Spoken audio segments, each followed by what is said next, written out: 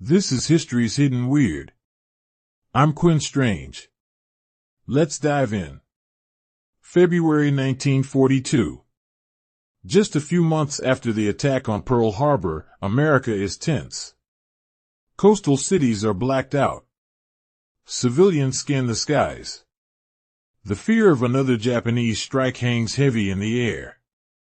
And then, one night in Los Angeles, sirens wail.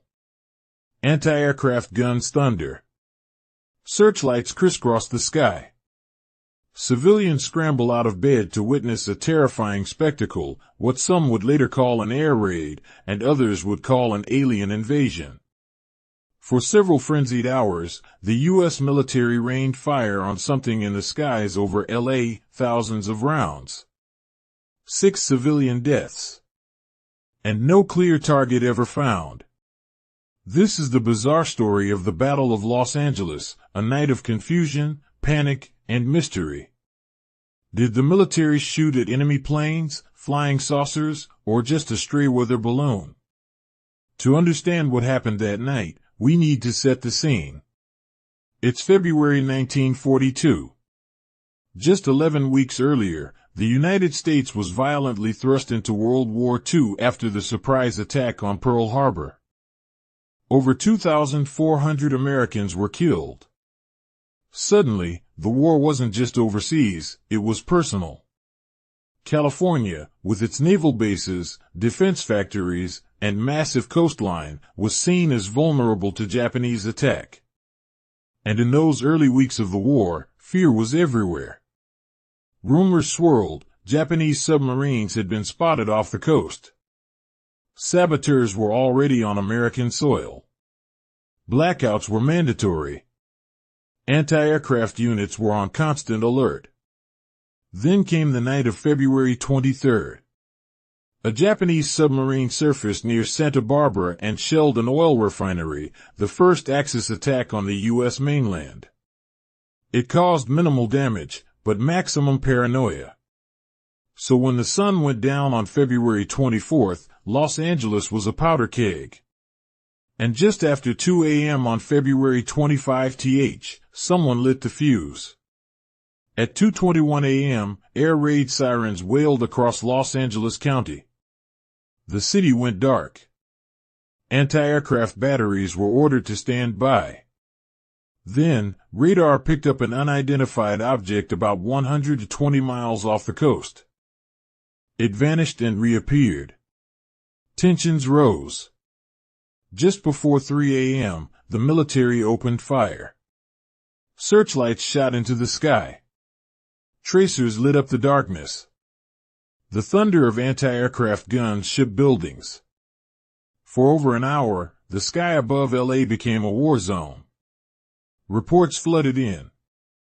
Witnesses claimed to see formations of planes, 25 of them, maybe 50, flying in from the Pacific. Others said they saw a single large object, glowing, slow-moving, hovering. There were even claims it was invulnerable, that it sat calmly as shells exploded around it. All told, over 1,400 shells were fired into the sky. And what did they hit? Nothing. When dawn broke over Los Angeles, it revealed a rattled, smoking city, but no wreckage. No planes. No bombs. No signs of an enemy. The only casualties were American civilians. 3 people were killed by falling anti-aircraft shrapnel. 3 more died of heart attacks in the chaos. Property was damaged. Streets were littered with debris. But the biggest casualty? Clarity. Military officials scrambled to explain what happened. At first, they said it was an attack, that maybe 1 to 5 enemy aircraft had entered U.S. airspace. Then they walked it back. The Secretary of the Navy, Frank Knox, held a press conference. He said it had been a false alarm, a case of war nerves.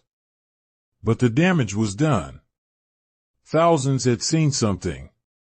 And they were not ready to forget it. So what was in the sky that night? Here's where the weirdness truly begins. Some claimed it had been a Japanese reconnaissance aircraft, but no wreckage was found, and Japan denied involvement. Others pointed fingers at a stray commercial plane or even a private pilot. Still no confirmation.